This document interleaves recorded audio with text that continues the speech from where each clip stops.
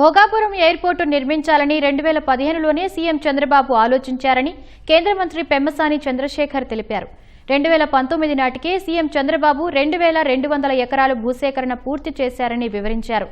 గత వైసీపీ పాలనలో కేవలం 300 ఎకరాలు మాత్రమే సేకరించారని స్పష్టం చేశారు. భోగాపురం ఎయిర్పోర్టు మొత్తం కూటమి ప్రభుత్వం నిర్మిస్తే వైసీపీకి క్రెడిట్ ఎలా వస్తోందని ప్రశ్నించారు.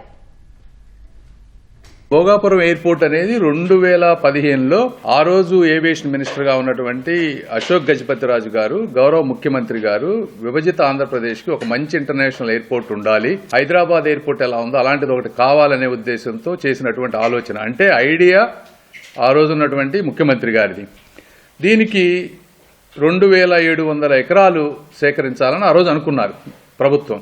గవర్నమెంట్ 2019కి వెళ్లేటప్పటికి 2200 ఎకరాల భూసేకరణ జరిగింది.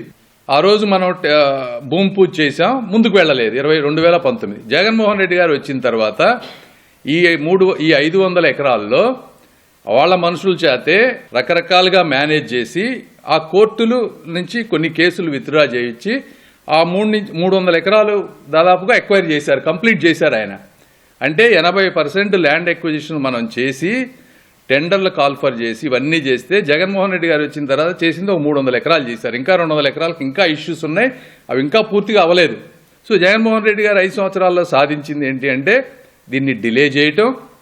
ఈ 500 ఎకరాలు ఏదైతే వాళ్ళు కేసులు పెట్టి అడ్డం పెట్టారో ఒరిజినల్ రేటు కంటే ఎక్కువ కాంపెన్సేషన్ వచ్చే విధంగా వాళ్ళ మనుషుల చేత కేసులు పెట్టించి వాళ్ళ నాయకులకి, మళ్ళీ ఇందులో రైతులకు న్యాయం జరగలేదు, అక్కడ ఉన్నటువంటి చోటా మోటా నాయకులు ఆ రైతుల్ని మేనేజ్ చేసి ఆ నాయకులకు డబ్బులు వచ్చే విధంగా చేశారు ఈయన.